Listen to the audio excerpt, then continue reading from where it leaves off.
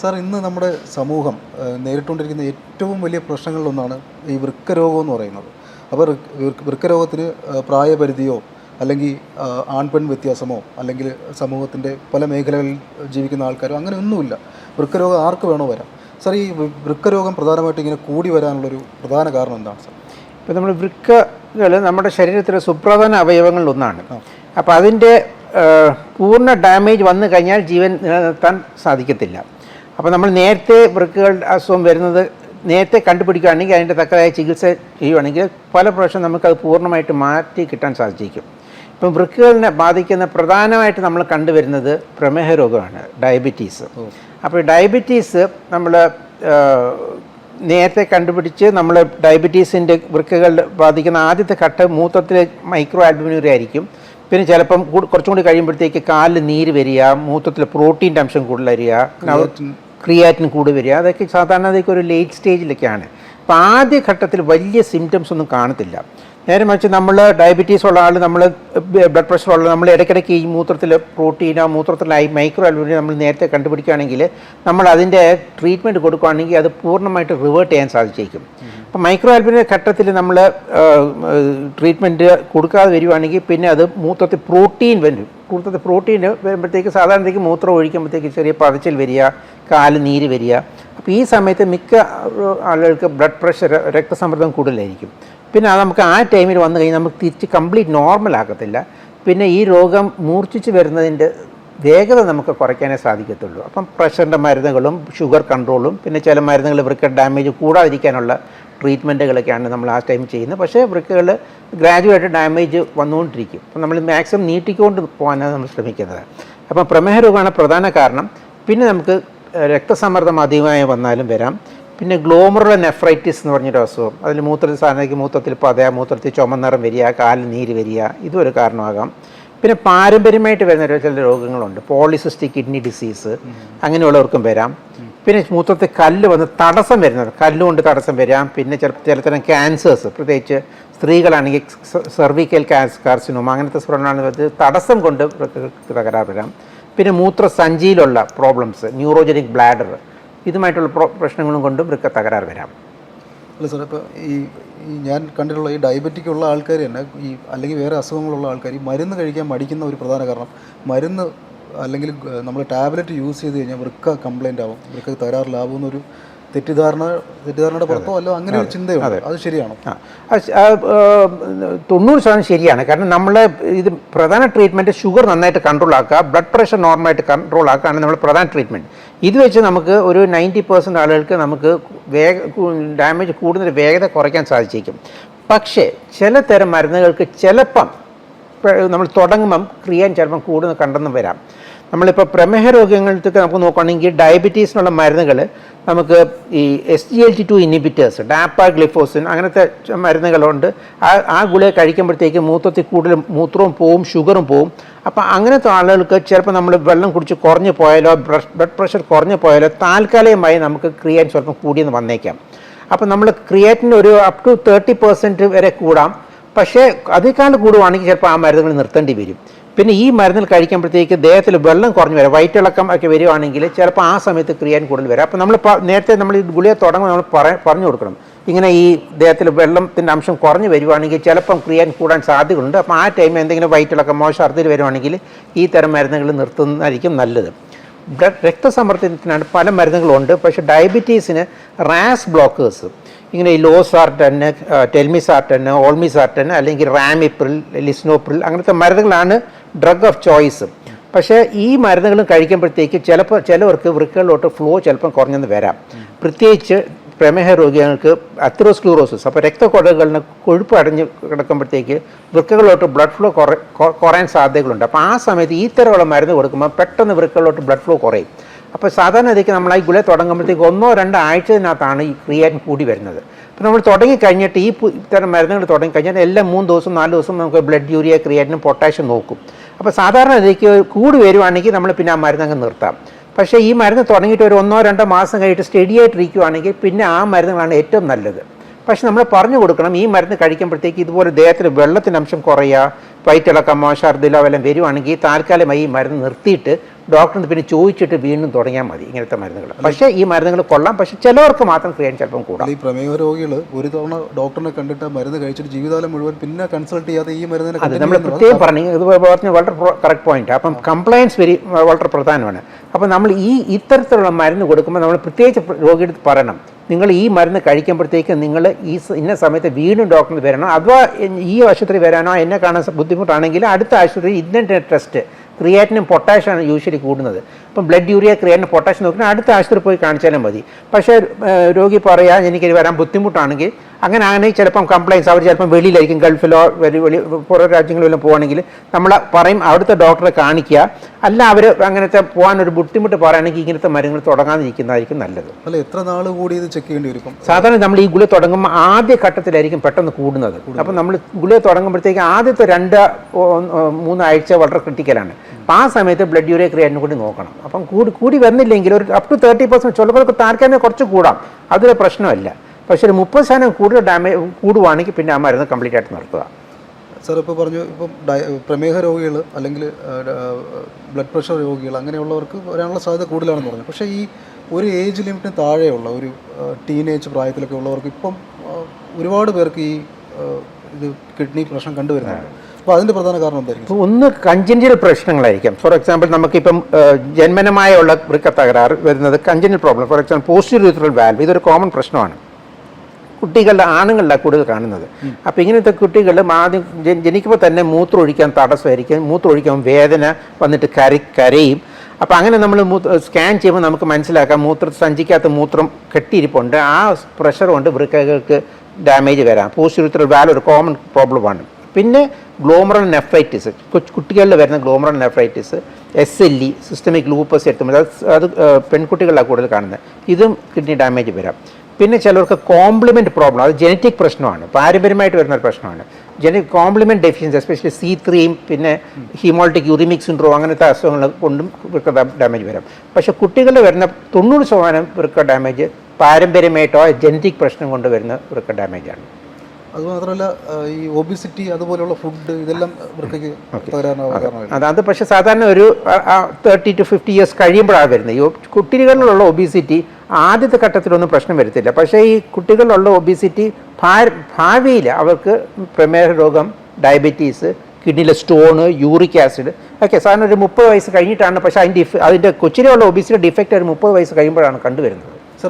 Sir പറയാത്തൊരു കാര്യം എന്ന് പറഞ്ഞാൽ ഈ മദ്യപാനം, പുകവലി ഇങ്ങനെയുള്ള ദുശീലങ്ങൾ എത്രത്തോളം ഇതിന് കിഡ്നി? ഇപ്പം മദ്യപാനം സാധാരണ ഇതിക്ക് കരളിനാണ് കൂടുതൽ ബാധിക്കുന്നത്, ലിവറിനാണ് കൂടുതൽ ബാധിക്കുന്നത്. അപ്പോൾ സാധാരണ ഇതിക്കുള്ള ലിക്കർ കൊണ്ട് വൃക്ക ഡാമേജ് വരാറില്ല. പക്ഷേ സ്പ്യൂരിയസ് ലിക്കർ, ഇങ്ങനെ അഡൾട്രേറ്റഡ് ലിക്കർ നമ്മളിപ്പോൾ കേട്ടിട്ടുണ്ട്, വ്യാജ മദ്യം കഴിച്ചിട്ട് വൃക്ക തകരാറ്, കണ്ണിന് തകരാറ്. അതെന്ന് വെച്ചാൽ സാധാരണ നമ്മൾ കഴിക്കുന്ന മദ്യം എന്ന് വെച്ചാൽ ഈത്തൈൽ ആൽക്കഹോളാണ്. പക്ഷേ അവർ ഈ അഡൾട്രേറ്റഡ് ലിക്കർ ചിലപ്പോൾ മീഥൈൽ ആൽക്കഹോൾ എന്ന് പറഞ്ഞ സാധനമുണ്ട്. അപ്പോൾ ഈ മീഥൈൽ ആൽക്കഹോൾ പ്രോബ്ലം വരുന്നതാണ്. അത് കിഡ്നിക്കും പ്രശ്നം വരാം, കണ്ണിന് പ്രശ്നം വരാം. അപ്പോൾ സാധാരണ ഒരു ലിക്കർ വൃക്കകൾക്ക് അങ്ങനെ സാധാരണ പ്രശ്നം വരാറില്ല, കൂടുതൽ കരളിനാണ് ബാധിക്കുന്നത്. പക്ഷേ ബിയറും അങ്ങനത്തെ ബെവറേജസിന് യൂറിക് ആസിഡ് ലെവൽ കൂടാം. അപ്പോൾ യൂറിക് ആസിഡ് ലെവൽ കൂടിയിട്ട് കല്ലുകൾ വരാം, ഗൗട്ട് എന്ന് പറഞ്ഞൊരു അസുഖം വരാം. അപ്പോൾ അങ്ങനെയുള്ളവർക്ക് വൃക്ക ഡാമേജ് വരാം. പക്ഷേ വൃക്കകൾക്ക് ഏറ്റവും പ്രധാനം, മദ്യത്തിനേക്കാൾ പ്രധാനം പുകവലിയാണ്. പുകവലി നമുക്കറിയാം. ഇപ്പോൾ അതിനകത്ത് നിക്കോട്ടിൻ എന്ന് പറഞ്ഞൊരു സബ്സ്റ്റൻസ് ഉണ്ട്. അപ്പോൾ ഈ നിക്കോട്ടിൻ രക്തക്കുഴലിനെ കൺസ്ട്രിക്റ്റ് ചെയ്യും, അപ്പം ബ്ലഡ് ഫ്ലോ കുറയും. അപ്പം വൃക്കയ്ക്കും ചെറിയ ഡാമേജ് ഉള്ളവർ നമ്മൾ പുക വലിക്കുവാണെങ്കിൽ പെട്ടെന്ന് വൃക്കയുടെ ഡാമേജ് വർദ്ധിച്ച് വരും. എന്ന് വെച്ചാൽ ബ്ലഡ് ഫ്ലോ കുറഞ്ഞ് വരുമ്പോഴത്തേക്ക് കിഡ്നിയുടെ ഡാമേജ് കൂടി വരും. അപ്പം പുകവലിയാണ് ഏറ്റവും കൂടുതൽ വൃക്കയ്ക്ക് തകരാറ് വരുന്നത് മദ്യത്തിനേക്കാളും. പുകവലിയാണ്. പുകവലി കുറേ ഒരുപാട് നാൾ പുക വലിച്ചതിന് ശേഷം നിർത്തി വെച്ചാലും അതൊരു നല്ല കാര്യം തന്നെയാണ്. കാരണം നമ്മൾ പുകവലിക്കാനൊക്കെ നമുക്ക് കണ്ടുവരാം, ഹൃദയരോഗത്തിനും പിന്നെ കാലിലോട്ടും വൃക്കകളിലോട്ടും പല രക്തക്കൊള്ളിനും ചുരുങ്ങി വരും.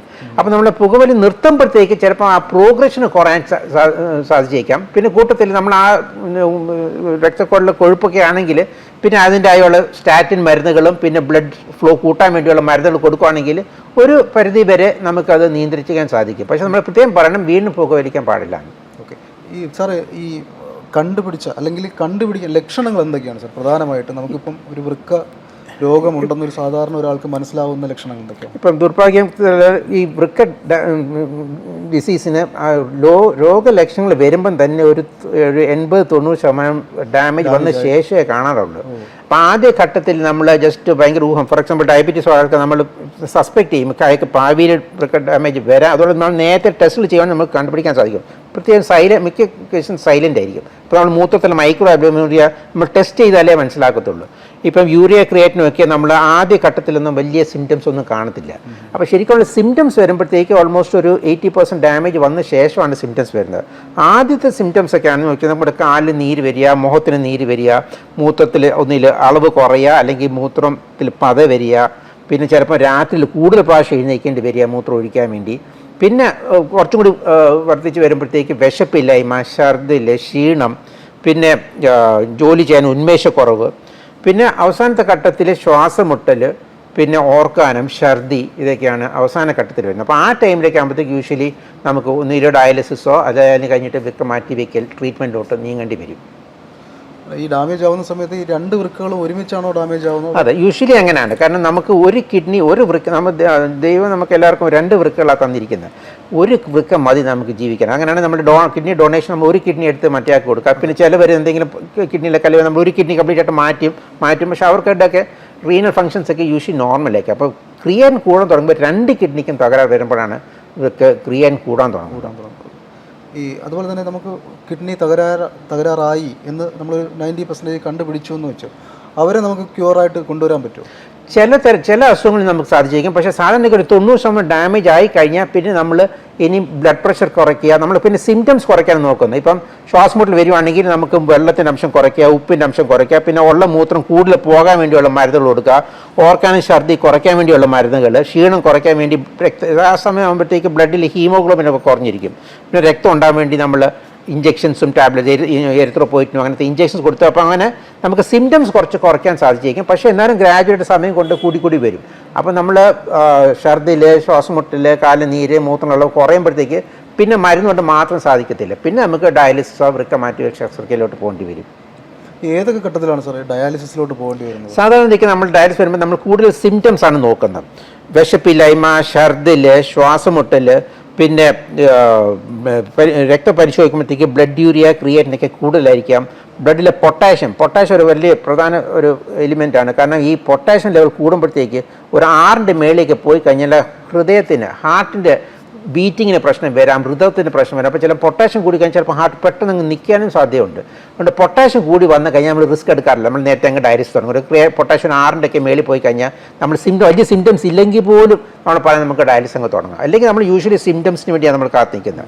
പിന്നെ നമ്മൾ ബ്ലഡ് യൂറിയ ക്രിയേറ്റിന് ലെവൽ നോക്കുകയും തീരുമാനിക്കാം. അപ്പോൾ ചിലപ്പോൾ യൂറിയ ലെവൽ ഒത്തിരി കൂടുതൽ 200-250 മേളിൽ ക്രിയേറ്റിന് ഒരു 8ൻ്റെ മേളിലേക്ക് പോയി കഴിഞ്ഞാൽ പിന്നെ നമുക്ക് അവർക്ക് ട്രാൻസ്പ്ലാന്റോ ഇത് സാധിക്കുകയാണെങ്കിൽ നമ്മൾ നേരത്തെ തന്നെ ഡയാലിസിസ് ചെയ്ത് വെച്ച് കോംപ്ലിക്കേഷൻസ് വരാൻ വേണ്ടി കാത്തിക്കത്തില്ല. അതിൻ്റെ മുമ്പേ നമ്മൾ ഡയാലിസിസ് തുടങ്ങി കഴിഞ്ഞാൽ പിന്നെ ഒന്നിൽ വൃക്ക മാറ്റിവെക്കൽ ശസ്ത്രക്രിയയിലോട്ട് പോകുന്നതായിരിക്കും ഏറ്റവും നല്ലത്. ഈ വൃക്ക മാറ്റിവെക്കൽ ഒരു രോഗിയിലോട്ട് നമ്മൾ തീരുമാനിച്ചു കഴിഞ്ഞാൽ അതിലെന്തൊക്കെയാണ് നമ്മൾ ശ്രദ്ധിക്കേണ്ടത്? ഒരു ഡോണറിനെ കണ്ടെത്തുക. ഇപ്പം നമ്മുടെ ടെസ്റ്റുകൾ ചെയ്ത് നമുക്ക് മനസ്സിലാക്കി ഇനി ഈ കിഡ്നി രോഗം ഇനി തിരിച്ച് നോർമൽ ആവത്തില്ല, ട്രീറ്റ്മെൻറ്റ് കൊണ്ട് നോർമൽ ആവത്തില്ല. അപ്പോൾ ഇനി കംപ്ലീറ്റ് ഡാമേജ് ആയി. ഇനി അപ്പോൾ ജീവൻ നിലനിർത്താൻ വേണ്ടി ഡയാലിസിസ് ഒന്നിൽ ജീവിതകാലം മൊത്തം ചെയ്യണം, അല്ലെങ്കിൽ ട്രാൻസ്പ്ലാന്റേഷനിലോട്ട് പോകണം. ഇവർക്ക് മാറ്റിവെക്കൽ ശസ്ത്രക്രിയ ട്രാൻസ്പ്ലാന്റേഷനാണ് ഏറ്റവും ക്വാളിറ്റി ഓഫ് ലൈഫ് തരുന്നത്. വെച്ചാൽ നമ്മൾ ഡയാലിസിസ് ആകുമ്പോഴത്തേക്ക് നമ്മൾ സാധാരണയ്ക്ക് എല്ലാ 3 ദിവസം 4 ദിവസം ഹോസ്പിറ്റലിൽ പോകേണ്ടി വരും. ഓരോ ഡയാലിസിസ് 4 മണിക്കൂർ എടുക്കും. കൂട്ടത്തിലൊരു ബൈസ്റ്റാൻഡർ വരേണ്ടി വരും. ഡയാലിസിസ് ചെയ്യുമ്പോഴത്തേക്ക് നമുക്ക് മെഷീൻ വഴി നമുക്ക് ബ്ലഡ് യൂറിയയും ക്രിയാറ്റിനും എക്സസ് വെള്ളമൊക്കെ എടുക്കാൻ സാധിച്ചേക്കും. അതെ, ഓരോ ഡയാലിസിസിന് നമ്മൾ ഒരു അപ്രോക്സിമേറ്റ് ഒരു 1200-1500 റുപ്പീസ് ആവും പെർ സെറ്റിംഗ്. പിന്നെ വേറെ ചിലവുണ്ട്. അവർ യാത്ര ചെയ്യാനുള്ള ചിലവ്, സാധാരണ അവർ വണ്ടി പിടിച്ചായിരിക്കും വരുന്നത്. പിന്നെ കൂട്ടത്തിലൊരു ബൈസ്റ്റാൻഡർ വരും. ബൈസ്റ്റാൻഡർ ചിലപ്പം ജോലിക്ക് പോകുന്ന ആളായിരിക്കും. അപ്പോൾ അവർ ചിലപ്പോൾ ലീവ് എടുത്തിട്ടായിരിക്കും വരുന്നത്. അപ്പോൾ ഒത്തിരി ഹിഡൻ കോസ്റ്റ് ഉണ്ട്. പിന്നെ രക്തം ഉണ്ടാകാൻ വേണ്ടി ഒരു ഇഞ്ചക്ഷൻ. അപ്പോൾ ശരാശരി ഒരു അറൗണ്ട് 10,000 to 15,000 പെർ മന്ത് ആവും ഡയാലിസിസിന്. പിന്നെ ഉള്ളത് ക്വാളിറ്റി ഓഫ് ലൈഫ് ഇല്ല. എന്ന് വെച്ചാൽ നമ്മൾ ഡയാലിസിസ് ചെയ്യുമ്പോൾ തന്നെ അവർ നമ്മൾ പറയും വെള്ളം നിയന്ത്രിക്കുക, ഉപ്പ് കുറയ്ക്കുക, ഫ്രൂട്ട്സ് കഴിക്കാൻ പാടില്ല. അപ്പം അവർക്ക് നോർമൽ ജീവിതം കിട്ടുന്നില്ല. ഡയാലിസിസ് ചെയ്ത് കഴിഞ്ഞിട്ടും ഒരു ഒരു ഇമ്പ്രൂവ്മെൻറ്റ് ഉണ്ടെങ്കിലും ഒരു ഫുള്ളി നോർമലായിരിക്കും. അപ്പോൾ നമ്മൾ ഡയാലിസിസ് ചെയ്യുന്ന ആൾ നമ്മൾ കാണുവാണെങ്കിൽ നമുക്ക് അറിയാം ഇയൊക്കെ എന്തോ നോർമലായിട്ട് തോന്നത്തില്ല. വേറെ ഡയാലിസിസ് ചെയ്യുമ്പോൾ ബ്ലഡ് അവരുടെ ഓൺ ബ്ലഡ് തന്നെയാണോ അതോ? ഡയാലിസിസ് നമ്മൾ ചെയ്യുന്നത് നമ്മുടെ രക്തം നമ്മൾ സാധാരണ നമ്മൾ ബ്ലഡ് നമ്മൾ എടുക്കും, ഇപ്പം പ്യൂരിഫൈ ചെയ്യുന്നത് നമ്മൾ. അപ്പം നേരത്തെ നമ്മൾ കണ്ടുപിടിക്കുക, നമുക്ക് ഡയാലിസിസ് നമുക്ക് ആൻറ്റിസിപ്പേറ്റ് ചെയ്യുക. ഇനിയിപ്പം ക്രിയാൻ കൂടി വരിക. ഇപ്പോൾ നമ്മൾ ആൻറ്റിസിപ്പേറ്റ് ചെയ്യുക, ഒരു 3 മാസത്തിനകത്ത് നമ്മൾ ഡയാലിസിസ് തുടങ്ങേണ്ടി വരും. അപ്പോൾ അങ്ങനെയാണെങ്കിൽ നമുക്ക് കയ്യിലൊരു ഫിസ്റ്റുല ചെയ്യും, ആർട്ടറിയും വെയിൻ തമ്മിൽ ചേർക്കും. അപ്പോൾ ആർട്ടറി വെയിൻ തമ്മിൽ ചേർക്കുമ്പോഴത്തേക്ക് ബ്ലഡിൽ ആർട്ടറിയിൽ ബ്ലഡ് ഞരമ്പിൽ കൂടെ വെയിൻസിൽ കൂടെ പോകുമ്പോൾ വെയിൻസ് തടിച്ച് വരും.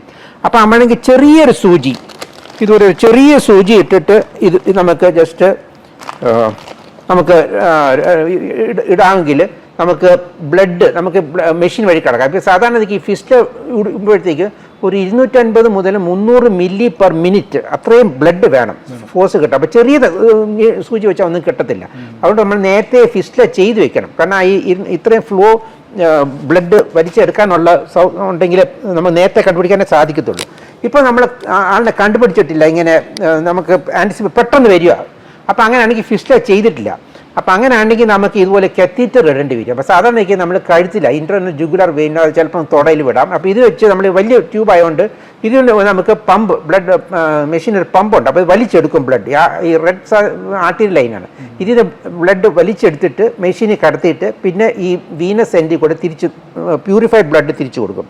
അപ്പോൾ ഇതിൻ്റെ പ്രോബ്ലം എന്ന് വെച്ചാൽ ഇത് വെളിയിലിരിക്കുന്നതുകൊണ്ട് ഇൻഫെക്ഷൻ അടിക്കാൻ ചാൻസ് ഉണ്ട്. അപ്പോൾ സാധാരണ ഒരു 3-6 മാസം വരെ ഇത് നിൽക്കത്തുള്ളൂ. പിന്നെ ഉള്ളത് ബുദ്ധിമുട്ട് എന്ന് വെച്ചാൽ വേദന വരാം, പിന്നെ ആളുകൾ കാണുമ്പോഴത്തേക്ക് കാണാൻ ഇങ്ങനെ ട്യൂബ് ഇരിക്കുന്നുണ്ട്. അപ്പം ഫിസ്റ്റിലാണ് ഏറ്റവും ഉചിത ആക്സസ്. ഇത് തൊലിയുടെ അടി ഇരിക്കുമ്പോൾ ആരും കാണത്തില്ല, ഇൻഫെക്ഷൻ അടിക്കാൻ സാധ്യതകൾ കുറവാണ്. അപ്പോൾ നമ്മൾ ഈ ഫിസ്റ്റിലൊക്കെ ചെയ്ത് കഴിഞ്ഞാൽ പിന്നെ നമ്മൾ ഈ അല്ലെങ്കിൽ ട്യൂബ് ഇട്ട് കഴിഞ്ഞാൽ നമ്മൾ മെഷീന് പമ്പുണ്ട്. അപ്പോൾ ഇത് വെച്ച് ശരീരത്തിൽ നിന്ന് ബ്ലഡ് വലിച്ചെടുക്കും. അപ്പോൾ നമുക്ക് അഡ്ജസ്റ്റ് ചെയ്യാം, എത്രമാത്രം സ്പീഡിൽ എത്രമാത്രം ഫോഴ്സിൽ ബ്ലഡ് വലിച്ചെടുക്കാൻ നമുക്ക് പമ്പിൻ്റെ സ്പീഡ് അഡ്ജസ്റ്റ് ചെയ്യാൻ പറ്റും. സാധാരണയ്ക്ക് ഒരു 250 മുതൽ ഒരു 400 മില്ലി പെർ മിനിറ്റ് ബ്ലഡ് വലിച്ചെടുക്കാം മെഷീൻ.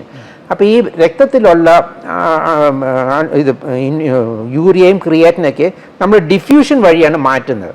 അപ്പോൾ നമ്മൾ ഇതൊരു ഡയലൈസറിലോട്ട് കടത്തി വിടും ബ്ലഡ്. അപ്പോൾ ഈ ഡയലൈസറിലോട്ട് കടത്തി വിടുമ്പോഴത്തേക്ക് ഇതിലേക്കൂടെ നമ്മൾ ഡയലൈസേറ്റ് ഫ്ലൂയിഡ് ഓപ്പോസിറ്റ് ഡയറക്ഷനിൽ കടത്തി വിടും. അപ്പോൾ ഇതെല്ലാം ഹൈലി പെർമിയബിൾ മെംബ്രെയിൻസ് ആണ്.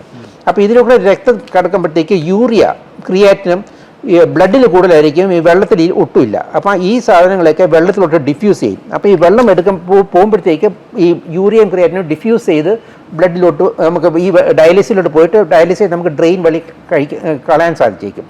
അതേ സമയത്ത് കിഡ്നിയിൽ ഡാമേജ് വരുമ്പോഴത്തേക്ക് ചില സാധനങ്ങൾ കുറഞ്ഞിരിക്കും, ബൈകാർബണേറ്റ് കുറവായിരിക്കും.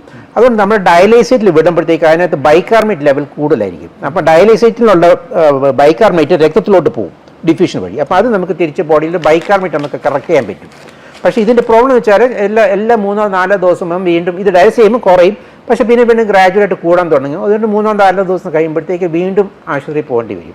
ഇത് ഈ വൺസ് ഡയാലിസിസ് ചെയ്ത് കഴിഞ്ഞാൽ ഇതിൻ്റെ ഒരു ഗുണം എത്ര ദിവസം നിൽക്കും? സാധാരണ 3-4 ദിവസം നിൽക്കത്തുള്ളൂ. പക്ഷേ ആളുടെ മൂത്രത്തിൻ്റെ അളവും അനുസരിച്ചിരിക്കും. ചിലർക്ക് റെസിഡൽ റീനൽ ഫംഗ്ഷൻ നന്നായിട്ടിരിക്കുന്ന ആൾക്കാണെങ്കിൽ അവരുടെ മൂത്രം ഒരു ലിറ്ററിൽ കൂടുതൽ പോകുകയാണെങ്കിൽ പിന്നെ ഒരു 5 ഡേയ്സോ വൺസ് വീക്കൊക്കെ ചെയ്താലും മതി.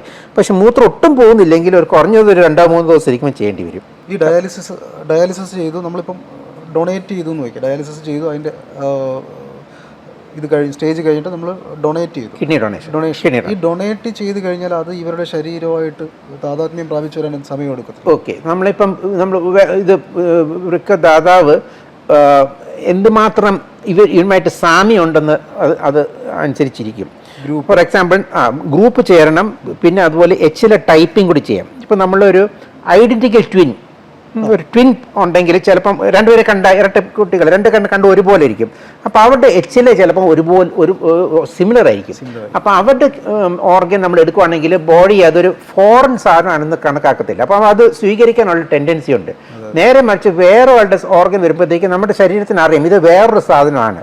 നമ്മളൊരു ഇൻഫെക്ഷൻ, അതൊരു പ്രൊട്ടക്റ്റീവ് മെക്കാനിസം ആണ്. അതൊരു സാധാരണ ഒരു ബാക്ടീരിയ വൈറൽ ഇൻഫെക്ഷൻ വരുമ്പോഴത്തേക്ക് ബോഡിക്ക് അറിയാം ഇതൊരു വൈറസ് ആണ്, നമുക്ക് അത് നേരിടാനുള്ള സ്റ്റെപ്സ് ചെയ്യണം എന്ന് പറഞ്ഞ മാതിരി നമ്മൾ വേറെ ആളുടെ വൃക്ക നമ്മുടെ ശരീരത്തിൽ ഇടുമ്പോഴത്തേക്ക് നമ്മുടെ ശരീരം ഇതൊരു ഫോറിൻ സാധനമാണ്, ഇത് നമുക്ക് കളയണം. അപ്പം ഇമ്മ്യൂൺ സിസ്റ്റം ആക്ടിവേറ്റ് ആയിരിക്കും. അപ്പോൾ ഇത് റിജക്റ്റ് ചെയ്യാൻ വേണ്ടിയുള്ള ടെൻഡൻസിയാണ് ബോഡി കാണിക്കുന്നത്. അപ്പം നമ്മൾ കിഡ്നി ട്രാൻസ്പ്ലാന്റേഷൻ ചെയ്യുന്ന ആൾ നമ്മൾ ഇമ്മ്യൂൺ സിസ്റ്റം നമ്മൾ സപ്രസ് ചെയ്യും, മരുന്നുകളുണ്ട്. പക്ഷേ എന്നാലും എത്രയോ മാച്ചിങ് നല്ലതാണോ അതിൻ്റെ ലോങ് ടേം സർവൈവൽ കൂടുതലാണ്. ഇപ്പം നല്ലൊരു ഐഡൻറ്റിക്കൽ കിഡ്നി കിട്ടുവാണെങ്കിൽ അവരുടെ കിഡ്നി ഒത്തിരി നാൾ നിൽക്കും. നേരെ മറിച്ച് മാച്ചിങ് കുറവാണ്. ഫോർ എക്സാമ്പിൾ നമ്മൾ ഒരു അൺറിലേറ്റഡ് അല്ലെങ്കിൽ ഭാര്യ ഭർത്താവിന് കൊടുക്കുക, ഭർത്താവ് ഭാര്യന് കൊടുക്കുക, അതപ്പോൾ ഒട്ടും റിലേഷൻ ഒട്ടും മാച്ചിങ് കാണത്തില്ല. ഗ്രൂപ്പ് ആണെങ്കിൽ ഫാദർ മദർ ആണെങ്കിൽ പകുതി ആയിരിക്കും. ഇപ്പം അച്ഛൻ കൊടുക്കണമെങ്കിൽ അച്ഛൻ്റെ പകുതി, എല്ലാവർക്കും അച്ഛൻ്റെ പകുതി ജീൻസ് ഉണ്ട്, അമ്മയുടെ പകുതി ജീൻസ് ഉണ്ട്. അപ്പം അച്ഛൻ അമ്മ കൊടുക്കുന്ന പകുതി ആയിരിക്കും. അപ്പം അവരുടെയും വലിയ കുഴപ്പമില്ല, എന്നാലും ഒരു 15-20 വർഷം വരെയൊക്കെ നിൽക്കും. ഇപ്പൊ സഹോദരങ്ങളാണെങ്കിൽ ഒരു 25% ഒരു നല്ല മാച്ച് ആയിരിക്കും. 50% ആളുകൾക്ക് പകുതി മാച്ച് ആയിരിക്കും, 25% ആളുകൾക്ക് ഒട്ടും മാച്ച് കാണത്തില്ല. അപ്പം മാച്ചിങ് അനുസരിച്ച് നമുക്ക് നമ്മുടെ കൊടുക്കുന്ന മരുന്നുകളുടെ ഡോസ് നമുക്ക് അഡ്ജസ്റ്റ് ചെയ്യാം. ഇപ്പോൾ നല്ല മാച്ചിങ് ആണെങ്കിൽ നമുക്ക് ആദ്യം തുടങ്ങിക്കഴിഞ്ഞിട്ട് വലിയ ഇമ്മ്യൂൺ സിസ്റ്റം സപ്രസ് ചെയ്യാതെ പെട്ടെന്ന് നമുക്ക് ഡോസ് കുറയ്ക്കാൻ സാധിക്കും. നേരെ മറിച്ച് ഒട്ടും സാമ്യം ഇല്ലെങ്കിൽ നമുക്ക് ഹൈ ഡോസ് മരുന്ന് കുറേ നാൾ കൊടുക്കേണ്ടി വരും. അപ്പോൾ ചിലവ് കൂടുതലായിരിക്കും. അതുമാത്രമല്ല എത്ര സർവേ ചെയ്യുന്ന എത്ര കാലത്തോളം നമ്മൾ ആ മാച്ചിങ് അനുസരിച്ചിരിക്കും. ഇപ്പോൾ നല്ല മാച്ചിങ് കിട്ടിയാണെങ്കിൽ 30 വർഷത്തിൽ കൂടുതലൊക്കെ നിൽക്കുന്നവരുണ്ട്. പക്ഷേ മാച്ചിങ് കുറഞ്ഞു വരുവാണെങ്കിൽ സാധ്യതകൾ കുറവാണ്. പിന്നെ നമ്മൾ രക്തബന്ധമുള്ള ആൾ, അപ്പം ഒരു റിലേറ്റഡ് ഡോണർ ആണെങ്കിൽ ഒരു അച്ഛൻ അമ്മയ്ക്ക് കൊടുക്കുക, അച്ഛനോ അമ്മയോ കുട്ടിക്ക് കൊടുക്കുകയാണെങ്കിൽ അപ്രോക്സിമേറ്റ്ലി ഒരു ഹാഫ് ലൈഫ്, ഒരു 15 വർഷം 20 വർഷം വരെ ഒരു 50% ആളുകൾക്ക് ഒന്നും പ്രശ്നം കാണത്തില്ല. നേരെ മറിച്ച് നമ്മൾ ഒട്ടും റിലേറ്റഡ് അല്ലാത്ത ആൾ ആണെങ്കിൽ ഒരു 10 വർഷമൊക്കെയാണ് അതിൻ്റെ അപ്രോക്സിമേറ്റ് ലൈഫ് സ്പാൻ. പിന്നെ ഡിസീസ് ഓർഗൻ എന്ന് വെച്ചാൽ മസ്തിഷ്ക മരണം കഴിഞ്ഞിട്ട് വരുന്ന ഓർഗന്, ഇതാകുമ്പോഴത്തേക്ക് സക്സസ് അത്രയില്ല, ലൈഫ് സ്പാനും കുറവാണ്. അപ്പോൾ അതെന്ന് വെച്ചാൽ അവർക്ക് സാധാരണ ആക്സിഡൻറ്റ് എന്ന കേസ് നമ്മൾ എക്സ്ട്രാ ടൈപ്പിംഗ് നമ്മൾ ഇവിടെ ചെയ്യാറില്ല.